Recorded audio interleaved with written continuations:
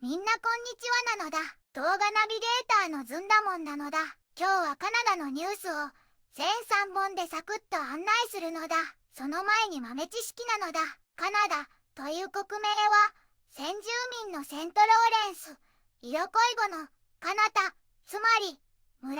集落が語源なのだ。探検家ジャック・カルティエが地名の案内を国全体の呼び名だと受け取って広まったとされているのだ。そして今日の一押しは3つ目のニュースなのだ。沿岸警備隊ロシアによる保護を主張しようとするベネズエラの原油タンカーを追跡なのだ。それじゃあ早速見ていくのだ。カナダは北アメリカ北部に広がる国で、首都はオタワなのだ。イギリスとフランスの植民地を経て1867年に連邦が成立し、立憲君主制と議会制民主主義を採用しているのだ。人口はおおよそ3800万、4000万で、林業、工業、エネルギーやサービス業が主要産業なのだ。多文化主義や英仏二言語、アイスホッケーが文化の特徴で、気候変動対策や先住民との和解、集宅問題が現在注目されているのだ。一つ目のニュースなのだ。米国、北大西洋とカリブ海でベネズエラ関連の制裁対象石油タンカー2隻を押収という記事なのだ。アメリカ軍と当局がベネズエラに関係する制裁対象のタンカー2隻を北大西洋とカリブ海で相次いで拿捕したのだ。1隻目はベライチ途中でマリネラと改名しロシア船籍を名乗ったロシア船で2024年にヒズボラ関連企業の密輸疑惑で制裁されていたのだ。2隻目はソフィアどちらも最近ベネズエラに寄港もしくは向かっていたのだ。これらはロシア、イラン、ベネズエラ産の石油を制裁虫で運ぶゴースト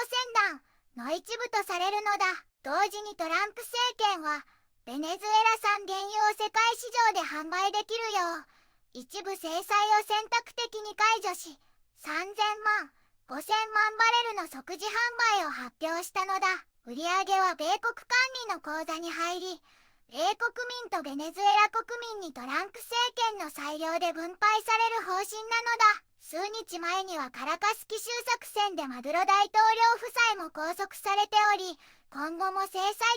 タンカーの拿捕を続けると米政府は表明しているのだ。2つ目のニュースなのだ。米国がベネズエラ関連の制裁輸送船を封鎖した効果はどうかという記事なのだ。アメリカのトランプ大統領は2025年12月、テロ支援などを理由にベネズエラを外国テロ組織と指定し、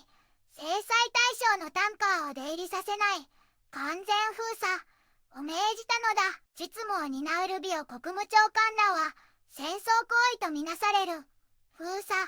ではなく違法な無国籍船を取り締まる検疫だと説明しているのだ。これまでに拿捕されたのは2隻だけで、少なくとも16隻の制裁タンカーが位置情報を偽装するなどして包囲網をすり抜けているのだ。それでも国営石油会社 PDVSA の輸出はほぼ停止し、貯蔵タンクも満杯で生産削減が進み、このまま続けばベネズエラの石油生産の7割超が止まる可能性があると報じられているのだ。3つ目のニュースなのだ。沿岸警備隊ロシアによる保護を主張しようとするベネズエラの原油タンカーを追跡という記事なのだ。アメリカ沿岸警備隊が制裁対象のベネズエラの大型原油タンカーベライチを1週間以上追跡しているのだ。船はロシアの保護を装うため船体にロシア国旗を描いたと報じられたのだ。トランプ大統領は麻薬対策としてベネズエラを圧力対象にしており、CIA によるとされるドローン攻撃で麻薬組織トレンアラブアが使う港湾施設の桟橋も破壊したとみられているのだ。米政府は麻薬カルテルとの武力紛争招待だと主張し、9月以降の攻撃で少なくとも30回107人が死亡したというのだ。一方マドゥロ大統領は真の狙いは自分を政権から追い出すことだと非難しているのだ。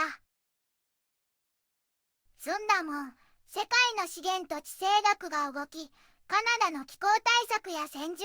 解にも影響が及ぶのは重大なのだ。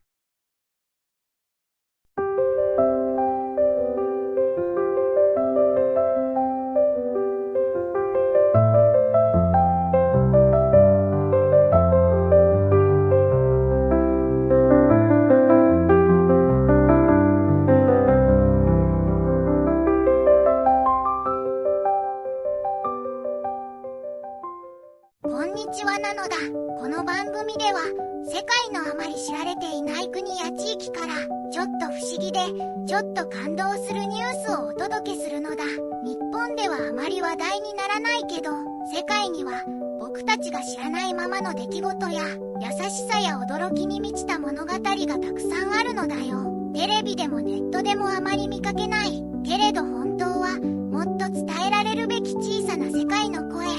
そんな声を僕と一緒に見つけに行くのだ。さあ、一緒に知られざる世界の旅を始めるのだ。